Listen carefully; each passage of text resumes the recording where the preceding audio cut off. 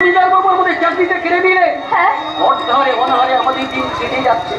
এক কাটা ধানের জমিও নেই। তাদের নিজে বন্ধক না দিলে টাকা কোথায় পাবো? ওগো,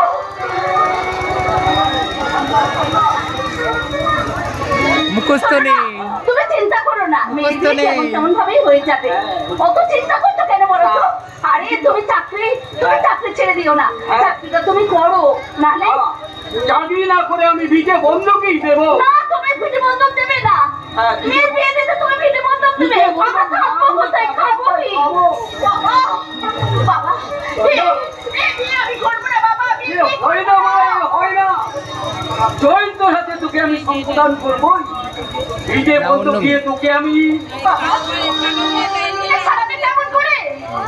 আমি না পারলেও তোর ভাই স্বপ্ন যেদিন বড় হবে সেই করবে।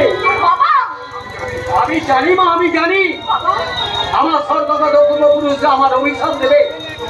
তবে ওই জমিদার দিব্যেন্দু ঘোষের হুমকি আমি তামিল করবো না।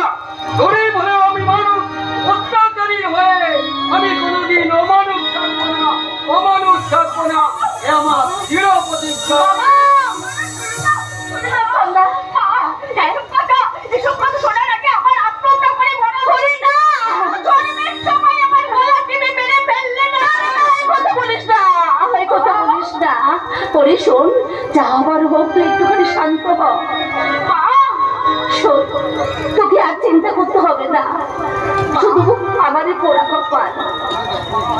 আমার বাবা এবছর হিরো হলো না কেন? তোদেরকে গর্ভে ধারণ করার আগে যদি আমি জবের ধরে চলে যেতাম, তাহলে যে আমি নিজেকে ভাগ্যবতী বলে মনে করতাম রে চন্দা, ভাগ্যবতী বলে মনে করতাম।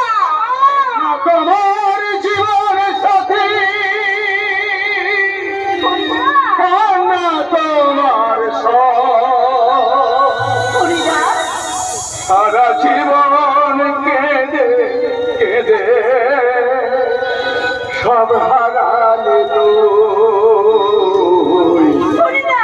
এমন করে জানলে কেন একটা রাটার